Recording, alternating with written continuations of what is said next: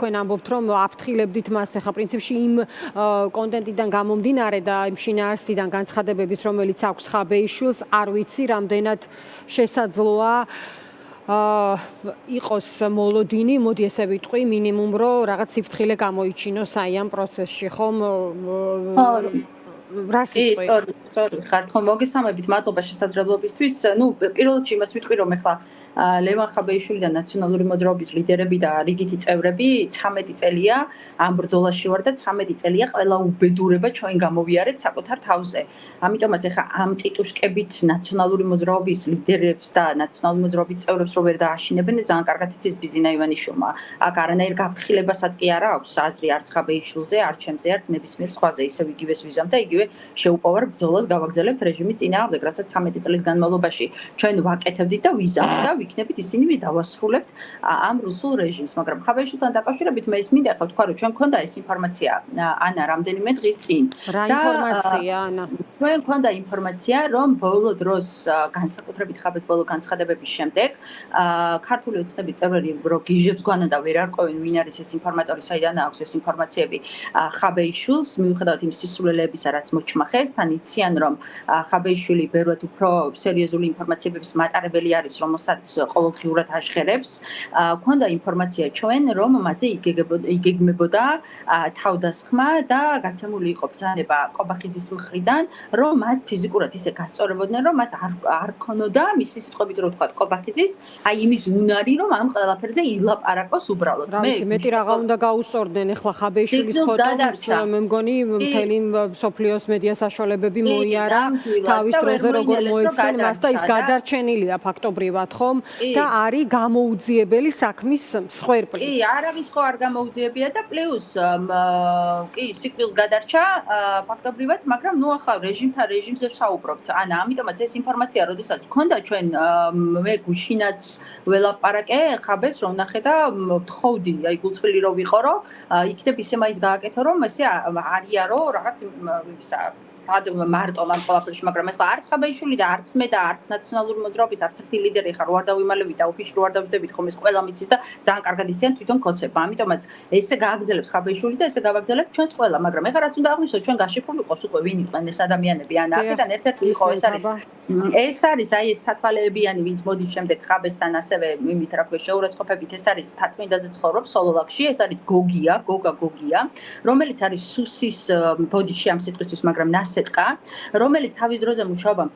გამგეობაში. ანუ რამდენიმე პირია, ან დავაკონკრეტოთ, ხო? რამდენიმე პირზე არის საუბარი და რამდენიმე პირზე არის საუბარი, ოღონდ ერთ-ერთ მოქალაქეს ეჯახებიან გაქცევის დროს. ის სხვა პირია, დიახ. ის ხო არის, მე ვსაუბრობ იმ ადამიანს, იქ იყო ორი მათ შორის, ვინც ამ ყველაფერში იყო და ერთ-ერთზე ვსაუბრობ ეხლა, რაც დაზუსტებით ვიცით. შესაბამისად ეს ხო ქართული ოცნების ტიტუჩკაა და რა ვიცი ხა ერთ იმაზე რა ქვია დოზა წამალი შეუძლია მისცეს ქართულ ოცნებას და ისე გამოაგზავნოს ესე კვარცხებით შეიარაღებული ნებისმიერ ადამიანთან და ნებისმიერ ლიდერთან რომელსაც ჩათვლიან რომ ეხლა მათთვის არის საშიში, მაგრამ აქ რა არის მთავარი, რატო გააკეთეს ეს ანა? ეს ხო იმიტომ გააკეთეს, რომ ის რაც ხდება ეხლა ქართულ ოცნებაში ერთმანეთის დაჭმა, ერთმანეთის ერთი ვინი რამდენი მოიპარა, რომ ბიძინას არ მიუტანა, ბიძინა ითხოვს ამათგან თავის მოკლამდე მიდიან, გარჩევებია, იქ კალაძე უბედურებაშია, იმიტომ რომ ფულს თხოვენ. აი ამ ყველაფრის ფონზე, რაც ერთმანეთში დაჭმა მიდის და კრიზისი აქვს რეალურად შიგნით.